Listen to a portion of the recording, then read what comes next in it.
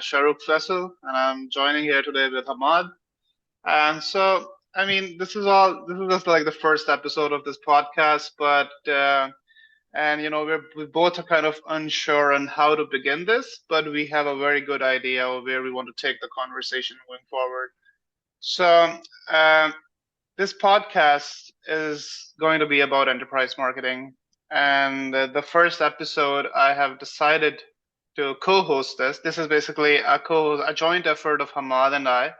And Hammad Maqsood is one of my inspirations when it comes to enterprise marketing. And the reason why we started this podcast is that nobody really talks about how the challenges we can face as enterprise marketers and what things we need to take into account when we are going for an approach that is very customer centric and where we need to understand customers. Hamad, welcome to the podcast. And how about you give an introduction?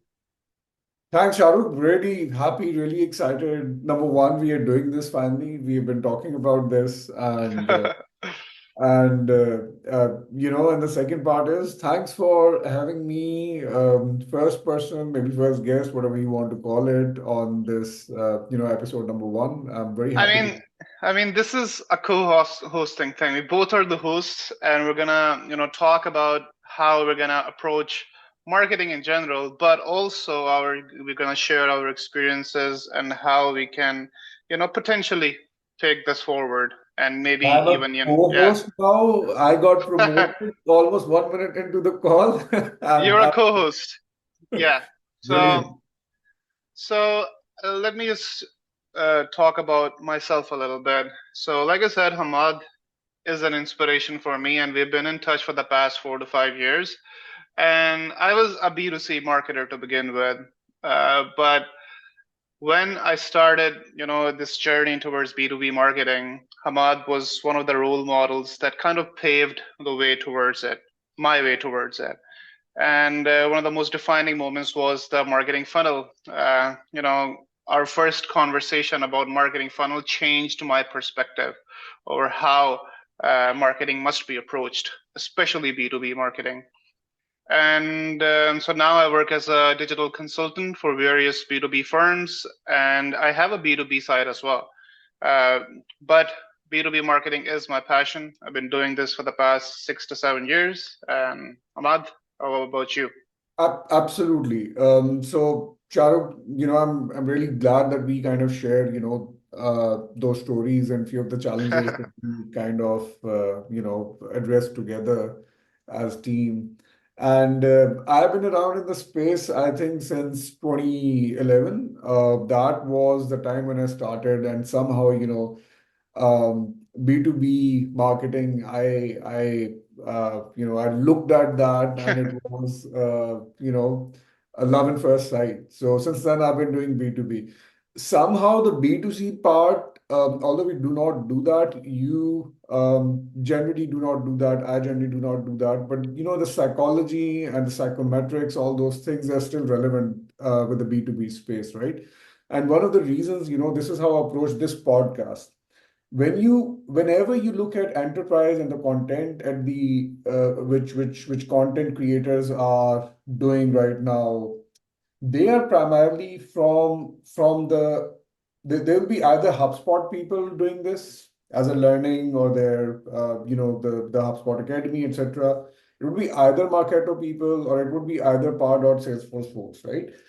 But the outsider, the users of whenever they get to these platforms, I don't see a lot of those conversations happening, right? Maybe here and there, a few blogs, not an organized structure kind of a conversation. And I think moving on, we will be bringing more people, more folks like you and me who kind of, use these and whose KPIs are dependent on these platforms or these strategies and these, whole things marketing. So I'm really excited.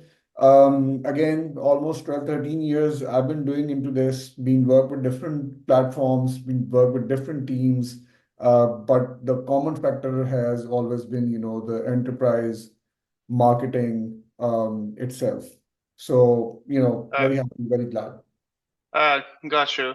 So yeah, we are going to talk about the enterprise three major softwares as you just mentioned. But before we get into that, I kind of want to touch on how in your day-to-day life, how do you position yourself, or what can you consider the most important aspect of enterprise marketing? So the most important aspect, according to the current situation. So the most important aspect, Shahrukh, you look there two, three things. Normally, the enterprise world, it it has its own trends and it has its own kind of, uh, the word I'm not looking for is equilibrium disruptors, right? So, for example, a couple of years back, AI kind of happened. The whole enterprise, regardless of the industry, right? We all know how that has touched. Now, if you kind of, zoom in further and look at it, the AI also kind of, affected folks who were deploying certain strategies in terms of the automation world, right? Whatever CRM that you're using, they kind of, force feed the AI bit into it, right? And for some time, that equilibrium got disturbed.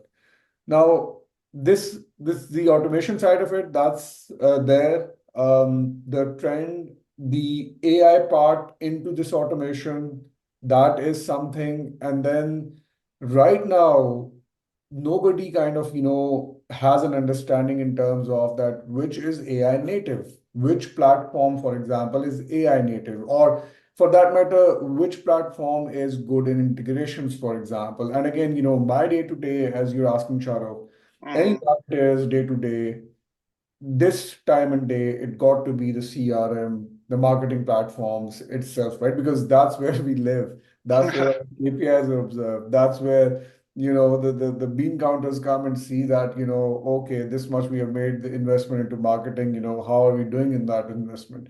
So that is one major thing my day-to-day kind of, gets consumed into it. And you would agree, right? That yours too. And if you know anyone who lives out of those, platforms, do let me know, right?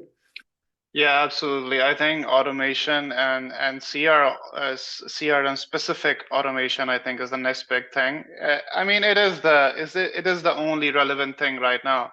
And enterprise marketing, I mean, the backbone of enterprise marketing is as automation and how we're kind of able to integrate the entire marketing funnel. So another thing I kind of want to touch on this is that how about teams that work in silos? Okay, they're using a CRM, but does automation kind of enable you to bridge the gap between siloed teams?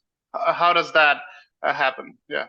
Absolutely. See, the modern enterprises, or even which are businesses which are mid and upwards, right? So the way they kind of operate is, um, more and more with passage of time, more and more, this is about, getting to be part of revenue operations. The marketing is becoming part of revenue operations, right? Very much, yeah. Hmm. So now when you say that revenue ops, the branding is very important, right? And when you look at these entities, these, great enterprises that you and we have worked with before, the branding effort happens, right?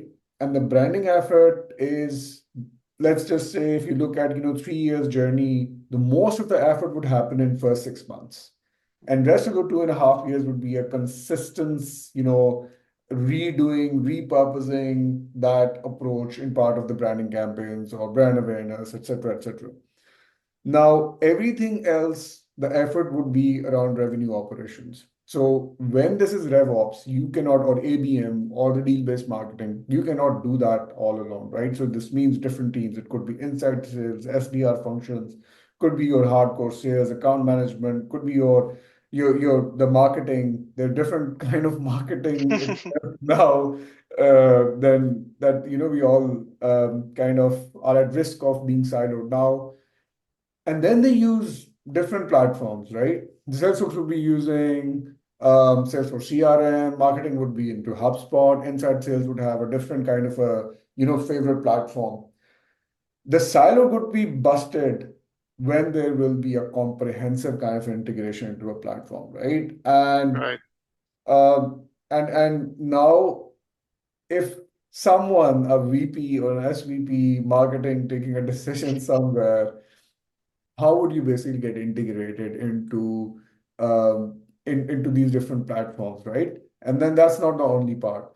The next part is that you get to have a dynamic kind of reporting coming in because enterprise and the kind of long sales cycle it has, Shahrukh, Absolutely.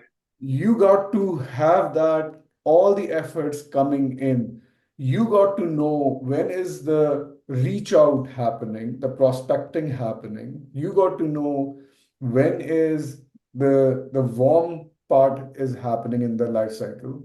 You got to know when it has become an opportunity, maybe, and even if it's closed, you got to grow the account, right? So that means, somewhere the DBM, the deal-based marketing element would start coming in as well.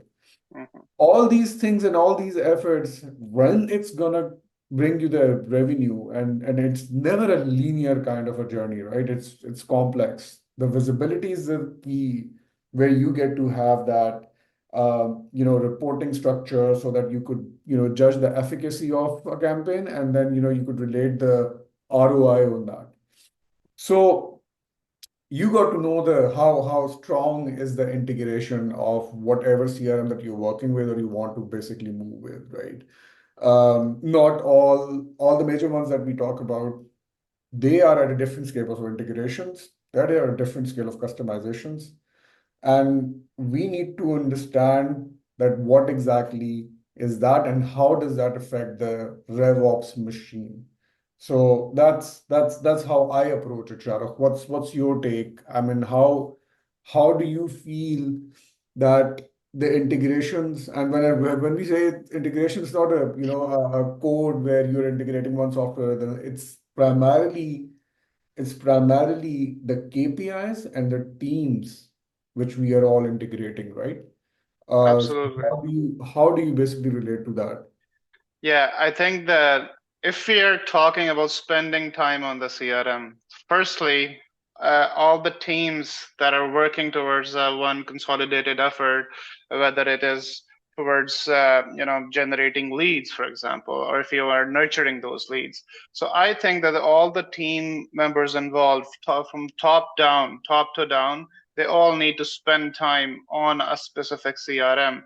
I'm not going to talk about integrations or certain things that we can do possibly to consolidate the effort, but the fact that everybody's spending time on the CRM, learning how what the customer behavior is and how they're approaching certain things, how they're reacting to our content, for example, I think that's the route I would take. And I would say that, if everything is integrated, it would be better for a campaign overall as well. So, I mean, yeah, there are three major CRMs out there, and I think we should discuss them today. And so let's start with your favorite, HubSpot. I know you're a big fan of HubSpot, so and you are. I've witnessed that firsthand as well. So the stage is yours for that. HubSpot again, I've got a bias. It's um HubSpot is lovely for the reason that I am a non-technical guy, right? So any billboard that you're gonna see is gonna say that one USP of HubSpot is it's very user friendly, right? And one of the reasons of that romance of whoever uses that, it kind of stays. HubSpot also comes with its, excuse me, HubSpot also comes with its unique kind of weak points to say. Yeah, But HubSpot is the thing that I love about HubSpot is their evolution, right? They got into very limited module sets, and also then they kind of got evolved into something comprehensive. They have their sales, sales module. They actually have their, all of it. It's integrated and it's getting stronger into integrations as well.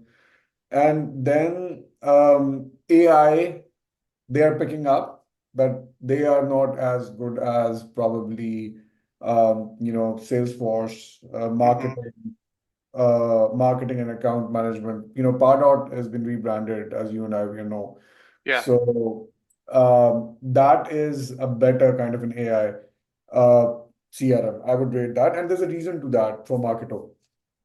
We'll get into the detail of that when start talking about Marketo.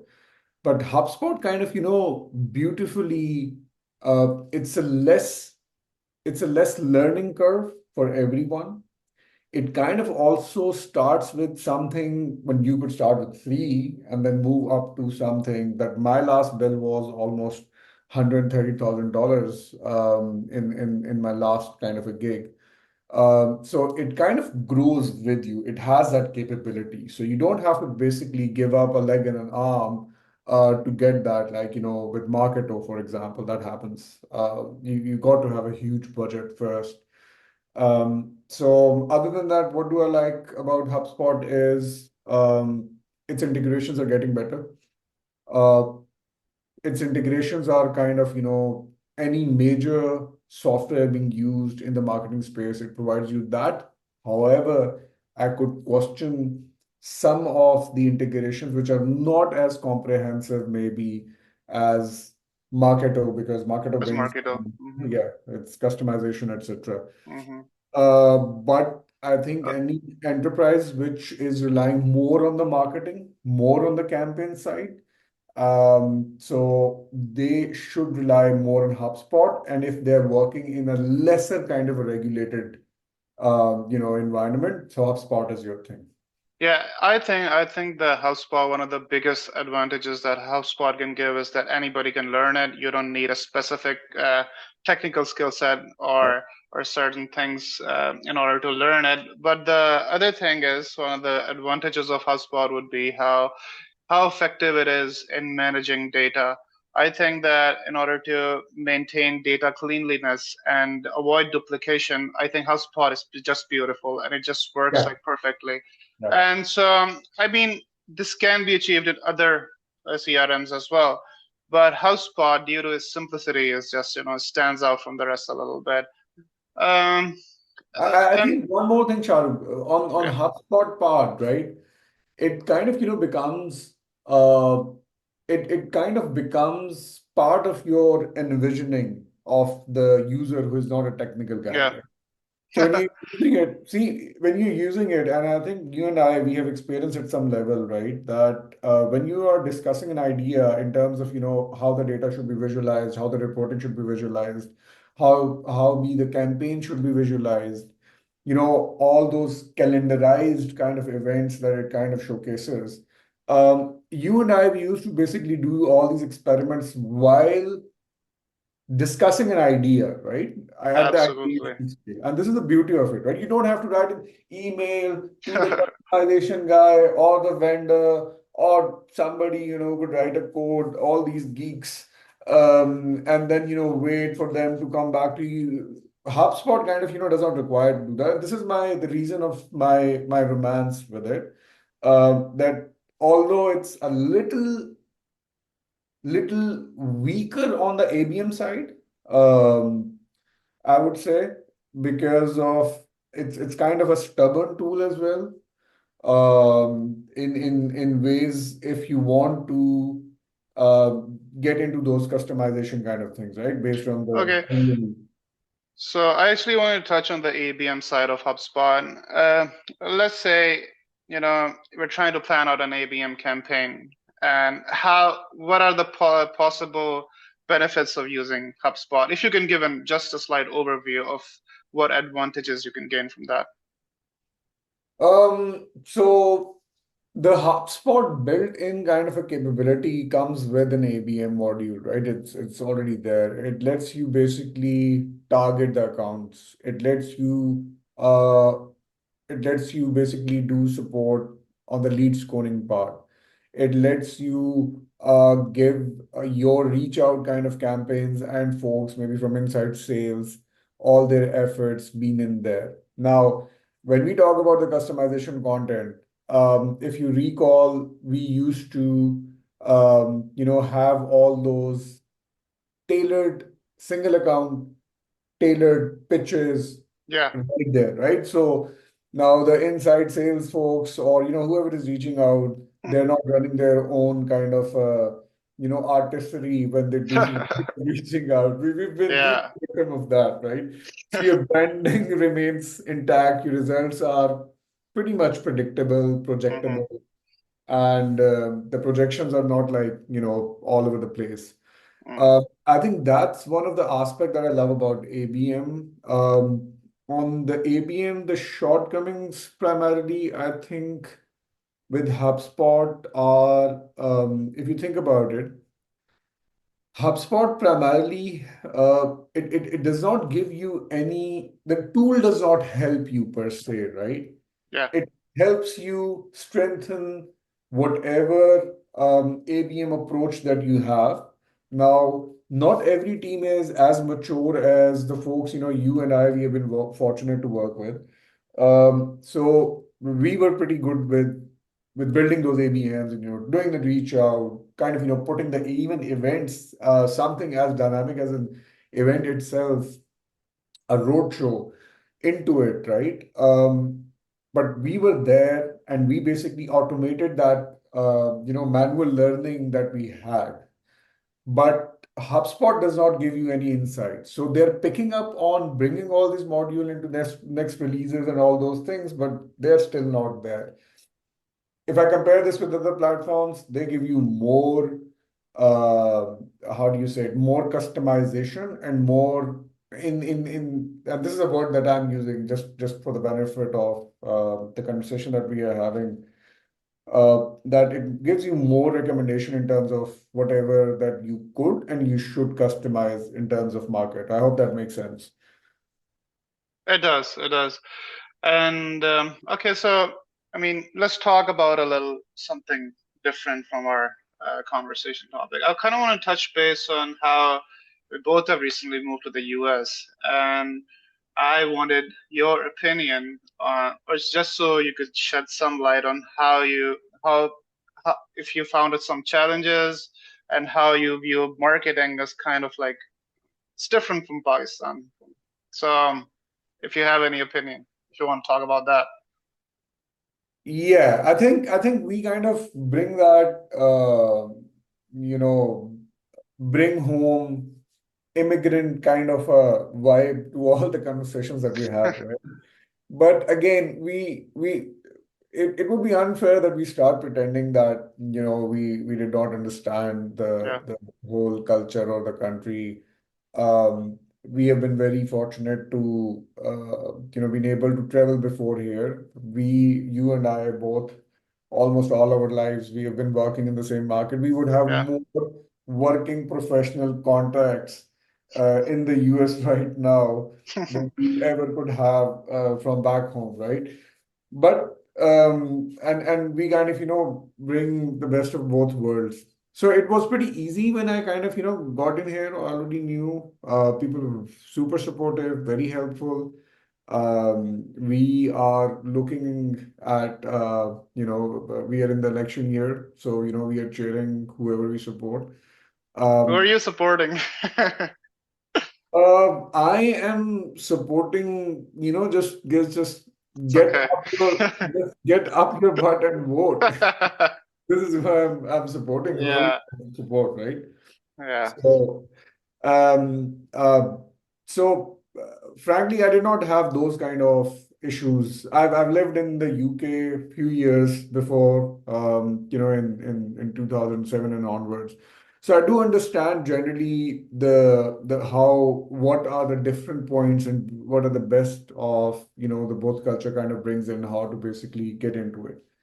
yeah. So Um, I also think that it's kind of like an exciting time right now, and especially with the advent of AI and how it's like changing everything. I think that a lot of things that were relevant in marketing a couple of years ago would become irrelevant. I mean, Google's Gemini AI is, breaking the internet right now.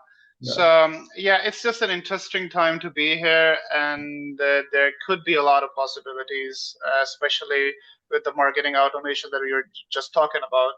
So okay, Hammad. So I mean, it's been like a fun conversation with you, and this is just the beginning, and hopefully in the future we're gonna be talking about a lot more stuff. But there is certain thing, let's play a round of rapid fire. And I'm pretty sure Well, this you, hasn't been you tried. really want to do that rapid fire on enterprise marketing, CRMs? Wow. Yeah, Okay. yeah. I mean, this would be a new thing in enterprise marketing. So let's just start with which CRM is better in the following aspects. I'll name certain aspects, and you'll need to decide among Marketo, Pardot, and HubSpot. So, number first thing, integrations. Integrations, I would rate Marketo. Okay. Marketo. Yeah. How about user friendliness? Can I add a sentence or no? I'm Yeah, not allowed sure. to do that. Absolutely, absolutely. Okay, so folks, bigger enterprises, larger enterprises working under regulated, under regulated industries like finances, healthcare, etc., where there's a lot of regulations, you need a lot of customization, a lot of new business and complex business rules.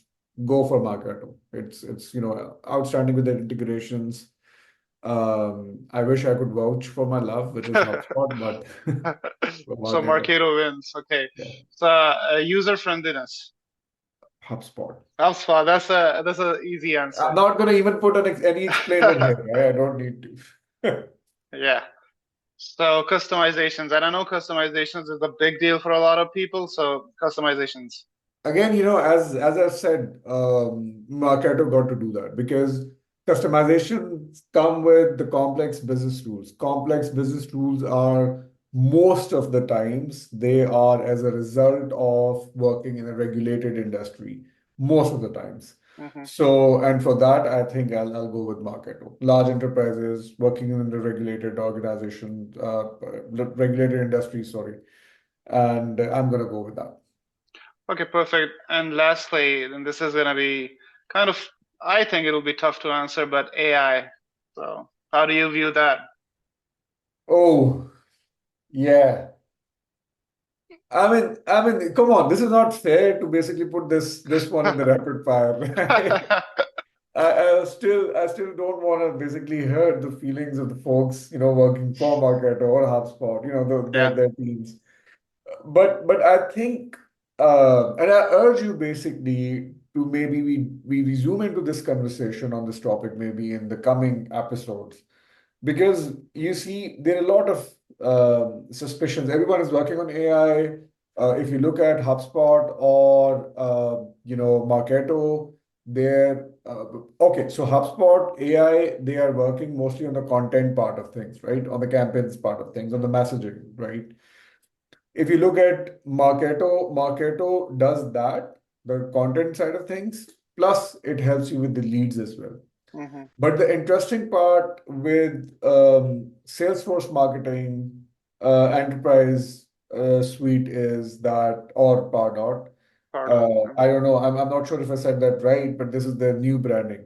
Yeah, yeah. So the way they basically do it, they are leveraging on Einstein, right? Remember, the Pardot is basically native to Salesforce, right? Hmm. So you cannot beat on the integrations on all the leverages that it could get from Salesforce. Now, hear me out. Salesforce has Einstein, which is their AI module. It's been around for almost a decade. Now, imagine if it's leveraging on that, the maturity of that would be better than whatever Marketo or HubSpot would claim, or any other CRM for that matter. Hmm. So this is again something where we got to zoom in, right? Because I have a very strong feeling that Pardot basically goes there. So for the benefit of this question, the answer, I'm gonna go with Pardot. But this will be a very interesting conversation if we have a comparison, zoom in, more detailed conversation. Yeah, I think it definitely requires us to have a more detailed conversation because, I mean, it's not really, fair to Yeah, pinpoint to, absolutely. yeah. So we need to have a larger discussion, and maybe we can do that in the next episode. So I think that's it for today, folks, and it's been fun chatting with you, Hamad, after so long. And Thanks very much, Shahrukh. yeah, see ya next episode. Okay, thanks, Thank Shahrukh, you. and thanks everyone who's been watching. And let's see how do we basically go from here. But thanks, Shahrukh, for putting this together.